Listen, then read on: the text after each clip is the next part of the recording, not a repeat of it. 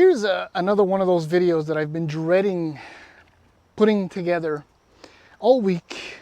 But unlike the GTI with the manual transmission, it's not because it's the last of its kind. It's not, although arguably it could be.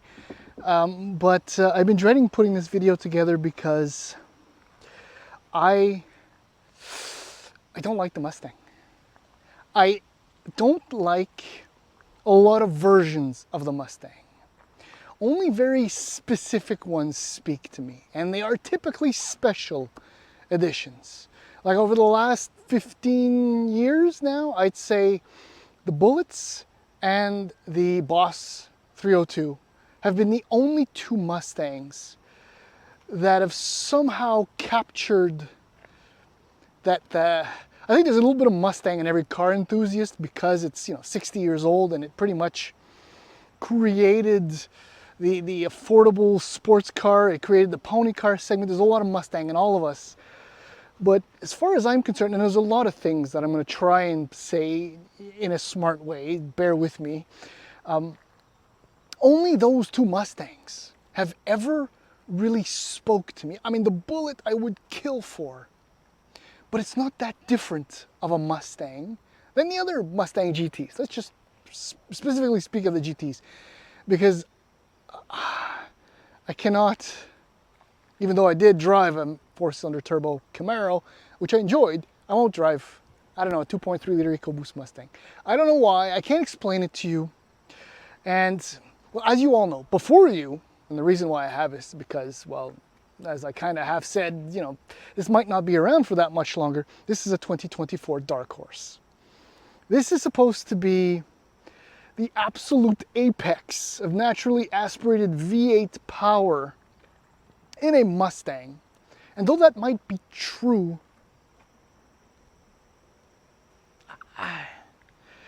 someone, to not mention her name, once said to me when I was test driving the GT350, previous S550 GT 350, I said, I wanted to take it because it had just come out and I had it as a press car, and I wanted to go to a Mustang meet that was happening not too far from my house. And she said, and I quote, "Oh, you're going to go hang out with people your age." And that killed me. That absolutely killed me. Because given my advanced-ish age, cars like this should really appeal to me. Rough, tumble, raw, loud, over the top. And admittedly they do. And Mustangs often do. No, rarely do, but have. It's a combination of, I don't like the styling of the S650. I don't like the new Mustang. The 7th generation Mustang, I don't like the styling. It's something about trying to hold on to old ways, which even the Corvette has dropped. I'm not saying it's bad, I'm just saying, look at the overhang in the front. And tell me that doesn't look ridiculous. It just doesn't gel with me anymore. And there are a number of other issues too. I mean, don't get me wrong. I love, raw cars. But raw cars in 2024, inches away from 2025, don't have to be painful. They don't have to be punishing. In fact, some of the rawest cars, and that actually applies to high performance cars and off-roading cars, are some of the most civil, refined, and capable all rolled into one. And the thing with the dark horse is that you pay extra to, in my opinion, just not get anything much more than you would from a basic GT. Anyhow, it's a good thing that Motor Illustrated's YouTube channel isn't so huge, because the hate comments, I think, would flow from here to eternity. But yeah, I mean, you don't have to watch this video. I'm not crazy about this car, while I should be. I'm going to try and go over a number of these things in the following, walk around and drive. So if you're still with me now, well, try out the next 10-12 minutes with me, if you don't mind. Okay, so when I say I don't like the styling of the 7th generation Mustang, I mean, it's not that it's ugly, I don't know, there's certain angles where it just doesn't absolutely work. the proportions are off. Its ass is too big. The fender to wheel to hood ratio is off. I don't know if you see what I see, but anyway, the base price in the US for the just base Mustang, $31,920. Just so you know, the GT starts at $42,860, and the Dark Horse is $60,635 to start. In Canada, the base Mustang, $38,130. The GT is $49,030, and the Dark Horse starts at $75,250. I'm not going to talk about what you get in the base car. There's no point. What you do get in the Dark Horse for that base price is a 12.3-inch touchscreen, which is offered on the GT, if I'm not mistaken. So it's nothing special on this. With Sync 4, 12.4-inch digital instrument cluster, which is standard on all Mustangs. But then when you get to the Dark Horse, you get these 19-inch wheels, which are very nice. Brembo brakes, 6-piston up front. So it's only Brembo. Brembo 6-piston in the front, and it's Brembo 4-piston in the rear. These are the standard size rear discs, by the way. In the front, they're just massive, almost 14 inches if I remember. There's electric line lock, torsion limited slip differential, blah, blah, blah. You get all of that. By the way, this is the launch color, which is Blue Ember Metallic, which is actually really, really nice. Depending on how the light hits it, it looks purple, it looks black. It's even got kind of a, I don't know, sometimes there's a hint of, maybe it's my eyes or what's reflecting on it, but hint of brownish sometimes. It's a great color, but it's boring at the same time. I don't know. Sue me, you know what? Sue me. But see, there's right there, 75 grand. So that's right, $15,000 over the GT. So yeah, you get a little bit extra horsepower. The GT is 480, 415, just so you know. And well, you probably know at this point that the Dark Horse is 500 and 418. So that's horsepower and torque actively. You also get magnetic ride, which is standard on this car. It's available on all the others. With the GT, it's available with the performance package. But then this one is the premium, which starts at $79,765 in the US, $64,630 in the US. Sorry, $79,765 in Canada. So with that, what you get is some accent stitching on the inside. I'll show all that to you in a few moments. Approach detection, which, I don't know, is it going to do it? Yeah, see, that's it. The lights go on. Woo-wee. And a few other things. That's just that. That's over $5,000. No, right then and there, that's a no. My tester has, rest in peace. I can't believe this is actually true. I've been a fan for like 30 years. Caro seats. And okay, so there you go. You see, that's all the accent stitching and the different colored seats, the different accents on the door cards. All of that is what you get with the premium. I guess I can leave the door open for a second. What else? Oh yeah, so mine has the Dark Horse appearance package, which includes these decals, which are cool. I'll give it that. But I don't know, it's not really necessary. Lots of Easter eggs on this car, by the way. You know what, while I'm thinking about it, I'll show this one to you. So all the generations of the Stang back there, that's kind of neat, but it's nothing new or novel anymore.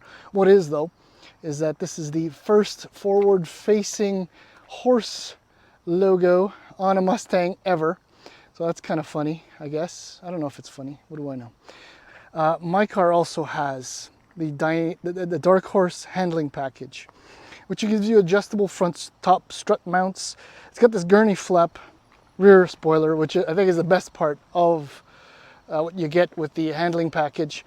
And then these Trofeo tires, which are completely insane. So Trofeo RS, as opposed to just the P0s that you get on the regular Dark Horse.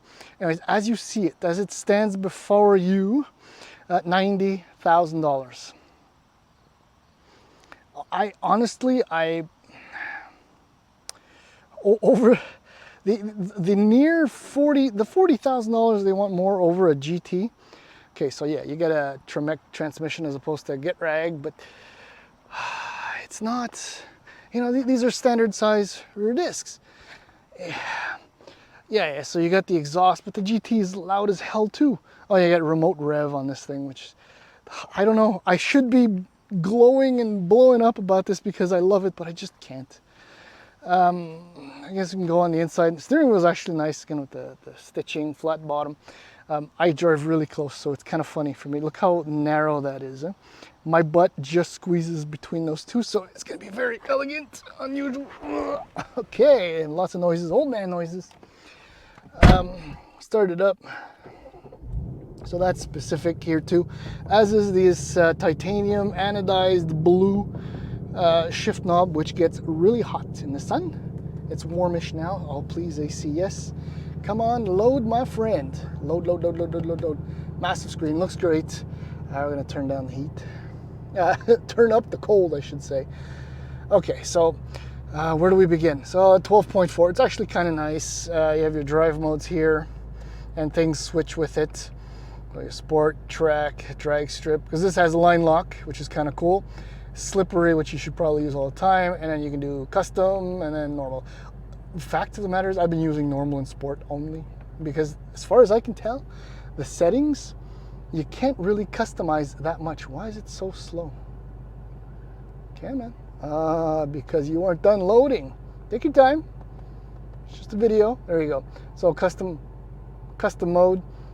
So you can create up to 6 profiles, and you start off with normal, for example, and then you can switch the exhaust, track, and dampers. Well, they're set in normal because you're taking the normal drive mode, and well, that's about it. So I don't know why there's 6 settings, but there they are. The screen, generally speaking, is quite nice. Sync 4 works quite well. The HVAC controls, fairly straightforward. I love how it's big. It's kind of nice. Fan controls, auto. It's all pretty good. I do miss. Oh yeah. Come back over here. This is for your steering. This is the wrong place for this. It's just, there's no point. I'll tell you about this in a moment, but that's the way it should be set up all the time. So that's your shortcut button to get to your Mustang page, so your track apps. So if you want to get rid of this, so you got to go through, let's just do that again. Okay, so you get to your My Mustang page either via the Pony or the car, depending on where you are on the screens. So you go to track apps, rev match, and you shut it off. It's annoying. I can't stand it. Yeah, drift brake too. Though, I don't know, this is electronic, right? It's not mechanical. Yeah, and that's how you put it off. It's very slow to react. So I'm not going to drift this car. It's not mine. But when you pull it up, it takes like a half second to actually activate. So if you're drifting, you better be super handy, super good, and quick with the hand storage, whatever. The interior is, and that's another thing. I don't know, most Ford interiors are just, this is not so bad, but I don't know. This is not $90,000. This is not for $90,000. And there's another problem too. There's a massive dash rattle right here all day. I've been driving all day, and it's just a massive dash rattle. It annoys me. Wow. I'm going on and on. Visibility is not bad. Let's go for a drive. I'm going to begin with one of the issues, and it's not supposed to be an issue. And this is why I'd like to try a regular dark horse or a non-handling package dark horse. Because magnetic ride dampers are typically extremely good. They are brilliant. Not only do they provide the necessary dampening, and they keep you flat, and they handle weight transfers well, but there's a certain level of comfort built in. This thing, it's no fun. Is it the fatter sway bars? I know that the Trofeo tires are a catastrophe on uneven surfaces. The car just wants to track. Almost lost the rear end, and I'm barely touching the throttle. I mean, yeah, the sound is just incredible. But thing is, you go into sport, and the dampers go into sport as well. Let's just do that now. And okay, this is nice actually. It's good surface, and the ride's not that bad. But it doesn't have to be. It feels cheap, is what I'm trying to say. It doesn't have to be that way. I don't think you can hear it. There's all kinds of noises coming from this. Okay, I know it's a press car. I know it's got a few thousand kilometers on it, but it shouldn't be. It just feels cheap. I'm angry. I'm angry because I wanted to like this. There we go. 5-liter V8, 307 cubic inch, as we know. Puts out 500 horsepower, as I said, the most ever in a naturally aspirated Mustang. But that's 20 over, as I already said, and 3 pound-feet of torque more than the other car, the regular GT. So this car is not exactly faster. Though you want to believe that it is, it's not. It's still quick, but it's louder than it's quick. You know, like its bark is meaner than its bite, I guess, is the word I should be trying to say. Wow, am I just really negative? It's possible. The exhaust noise is fun. But the problem, and this is why I'm starting to really like EVs, that you can't go by at 6 over the speed limit without having someone look at you go by. Not because of the car, but because of the sound. I really like it. I mean, I'm gonna complain in 5 years that nothing sounds like a Mustang anymore. I wish they'd bring it back. But right now it doesn't. Okay, it's nice, but even at low speeds, it's too much. No, I'm just complaining for nothing. What a useless review. I'm sorry to all 3 of you watching this, but what I'm going to tell you, not really shocking, I think, at this point, is that the Dark Horse is nice if you want to just put it on a shelf somewhere and say that I've got chassis number 1187 or whatever. Otherwise, just get a regular GT and get a Shelby kit or get something else, or get a base Dark Horse. Don't get a premium because you're spending money on things you don't even need, and the handling package isn't necessary either. Yes, I drive like a moron. Hey, it's what I do. Okay. It's the last of its kind, pretty much. No more Challenger, no more Camaro. The Mustang, once again, will triumph. And it's allowed to bark as loud as it wants. I just can't wait for the S650 Bullet, because I know it's just going to be a little bit more refined without any performance penalties. Oh, I'm sorry, I don't know. Okay, this is a fun car. I love it. And I hate it at the same time. Mr. FX. Thank you. Goodbye.